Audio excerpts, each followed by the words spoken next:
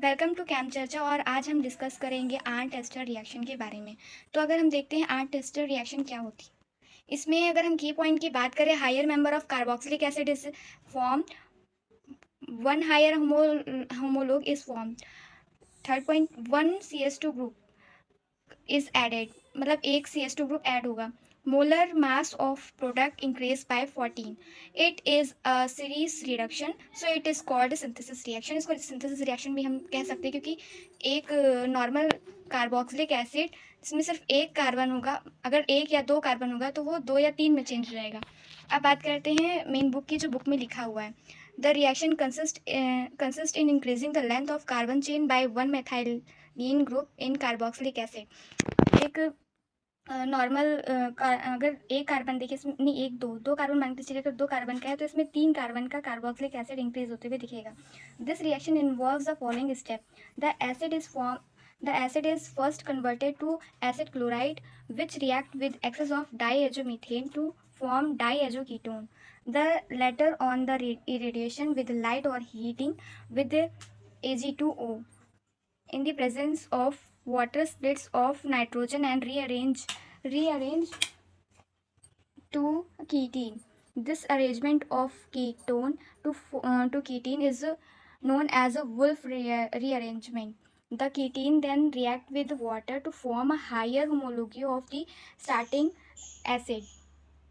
Mainly अगर हम सीधी सीधी अगर हम बात कर रहे हैं तो एक कार्बन से दो, जो एक कार्बन वाले एक कार्बन से दो या फिर दो से तीन में एक एक मतलब CS2 ऐड हो जाएगा। और मेनली इसमें कंडीशन ये होनी चाहिए, कार्बोक्सिलिक एसिड की ही एक कार्बन चेन इंक्रीज होगी। तो जो आगे बढ़ रहा है इसका मतलब क्या, एक एक मेंबर बढ़ रहा है, इसको कहते हैं होमोलिगेशन। फिर अब बात करते हैं इसके स्टेप्स की। तो एसिड, कोई भी एसिड हम ले लेंगे, जैसे कार्बोक्सिलिक एसिड ले लेंगे, उसको थायोनिल क्लोराइड से रिएक्ट करेंगे। फिर देन एसिड क्लोराइड में चेंज करते हैं, एक्सेस ऑफ डाइएजोमीथेन में कन्वर्ट हो जाएगा। फिर उसके बाद डाइएजो कीटोन बनेगा। और इसको फर्दर अगर हमारे पास हीट या लाइट नहीं है तो हम Ag2O से हम लोग ट्रीट कर सकते हैं। फिर देन कीटीन बनेगा और फिर उसके बाद हम लोग क्या कहते हैं, रिएक्ट करके अपना होमोलॉजी कर सकते हैं। इसमें ये होता है कि लोअर होमोलॉजी से हायर लोगों फॉर्म हो जाता है।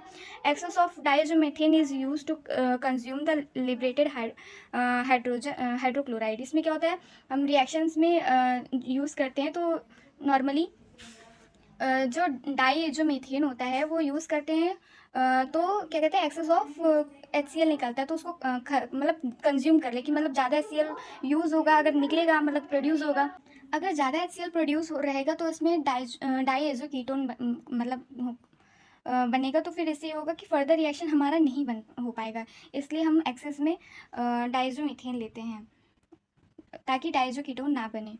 फिर अगर हम लास्ट में उसमें रिएक्शन था कि अगर हम वाटर की जगह अगर हम क्या कहते हैं अल्कोहल या फिर अमोनिया या फिर अमीन ना ले, अगर ले ले उनकी जगह पे, तो फिर क्या बनता है, अगर हम अल्कोहल लेंगे तो हमारा ईस्टर बनेगा, अगर हम अमोनिया लेंगे तो फिर हमारा अमाइड बनेगा, और हम इमीन लेंगे तो सब्स्टिट्यूटेड अमाइड मिलेगा हम लोग को इस रिएक्शन में।